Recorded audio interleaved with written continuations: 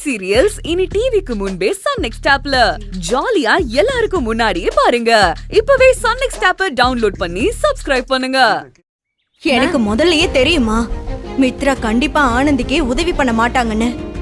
உதவி பண்ணலனாலும் பரவாயில்ல, மகேஷ் சார் சொல்ற மாதிரி இருக்கிறதையே கெடுத்து விட்டுட்டு உபத்திரம் பண்ணாமையாவது இருந்திருக்கலாம்ல. ஆளாளுக்கு வாய்க்கு வந்த மாதிரி எல்லாம் பேசாதீங்க. எனக்கு ஆனந்தி வாழ்க்கை மேல அக்கறை இருக்கு. அதே மாதிரி கம்பெனியோட ரெputation எனக்கு முக்கியம். அதனாலதான் கருணாகரனை வெளியில கொண்டு வந்தேன். மித்ரா, அது ஏன் கம்பெனி. அந்த கம்பெனியோட எம்டினா எனக்கு இல்லாத அக்கறை உனக்கு எதுக்கு? மகேஷ், கம்பெனி உன்னோடதுதான். நீதான் கம்பெனியோட எம்டி இல்லனால நான் சொல்லல. ஆனா ஒரு எம்டியா நீ என்ன செய்யணுமோ அதை செய்யாம விட்டுட்டேன். ஒரு கம்பெனியோட எம்டிங்கிற பாயிண்ட் ஆஃப் வியூல நீ யோசிச்சிருந்தேன்னா கருணாகரன் மேல கம்ப்ளைண்ட் கொடுக்கறதுக்கு பல தடவை நீ யோசிச்சிருப்ப. அப்ப ஆனந்திய பத்தி அவ வாழ்க்கை பத்தி யோசிச்சு எதுவுமே செய்யக்கூடாதுன்னு சொல்றீங்களா? அப்படி சொல்லல. ஆனா ஆனந்தி பத்தி மட்டுமே யோசிச்சு எந்த முடிவையும் எடுக்க முடியாது, எடுக்கவும் கூடாதுன்னு தான் சொல்றேன். மகேஷ், கருணாகரன் அங்கிள் கம்பெனி ஆரம்பிச்ச காலத்துல இருந்து வேலை பாக்குறாரு.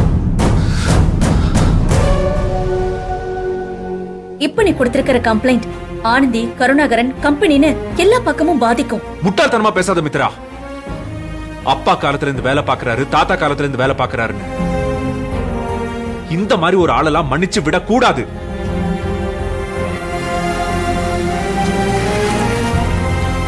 அதுவும் அந்த ரகு ஆனந்திக்கு மயக்க மருந்து கொடுத்தது கருணாகரன் சொல்லிதான்னு ஒரு தடவைக்கு 2 தடவை சொல்லியிருக்கான். எந்த தப்புமே செய்ய மாட்டான்னு விட்டுட்டு வேடிக்கை பார்க்க கருணாகரன் ஒன்னும் நியாயவாதியோ நல்லவனோ இல்ல. நீ அந்த கருணாகரனை வெளியே கொண்டு வந்தது ரொம்ப பெரிய தப்பு மித்ரா. உண்மையிலேயே ஆனந்தி மேல அக்கறை இருந்தா அந்த கருணாகரன் வைஃப் கால் பண்ணி அழுததும் எனக்கு இல்ல கால் பண்ணிருக்கணும். நீ மாம் கிட்ட ஏன் சொன்ன? அந்த கருணாகரனை வெளியே கூட்டு வரணுங்கிறது உன்னோட முடிவு. அதை நீ மாம் வச்சு நடத்திட்டல. இப்போ எனக்கு உன் மேலேயே சந்தேகமா இருக்கு. மகேஷ், ஐயோ சார், ஏன் இப்படி எல்லாம் பேசுறீங்க?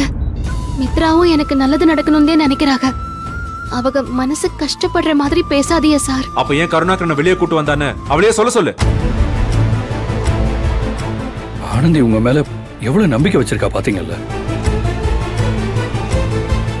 அந்த கருணாகரனை வெளியே கொண்டு வந்து ஆனந்திக்கு துரோகம் பண்ணிட்டீங்களே. மித்ரா, நீ மாறிட்டேன்னு நான் நம்பினேன். இப்படி ஒரு காரியத்தை பண்ணி வச்சிருக்கியே, நீ இத பண்ணிருக்க கூடாது மித்ரா. மேம், இவங்களுக்கு தான் புரியலனா நீங்களும் என்ன புரிஞ்சுக்காம பேசுறீங்களே. கருணாகரனை அரெஸ்ட் பண்ணது அவர் ஒய்ஃப் புஷ்பா மூலமா ஆன்ட்டிக்கு தெரிஞ்சா கண்டிப்பா மகேஷ் கிட்ட தான் ஆன்ட்டி கோவப்படுவாங்க. அங்கிள் வரைக்கும் அப்புறம் விஷயம் போகும். தேவையில்லாம மகேஷ் ஃபேமிலிக்குள்ள தான் பிரச்சனை வரும். அது வரக்கூடாதுன்னு தான் நினைச்சேன். அதே மாதிரி கம்பெனியோட பேரும் கெட்டு போக கூடாதுன்னு நினைச்சேன். இது தப்பா? மத்தபடி ஆனந்திக்கு துரோகம் பண்ணணும்னு நான் நினைச்சு கூட பார்க்கல மேம். சார், மித்ராதே காரணத்தை சொல்றாங்கல்ல, அவங்க மேல கோவப்படாதீங்க சார். இல்ல ஆனந்தி, இவ பண்ணது பெரிய தப்பு. மித்ரா, கருணாகரனை வெளியே கூட்டு வந்துட்டா பிரச்சனை சால்வ் ஆயிடுச்சுன்னு நினைக்காத. நான் இதை இப்படியே விட்டுற மாட்டேன். இதுக்கு மேல ஹையர் ஆபீஷியல்ஸ் கிட்ட இந்த பிரச்சனையை கொண்டு போவேன். மகேஷ், நான் சொல்றத கேட்க முடியாது.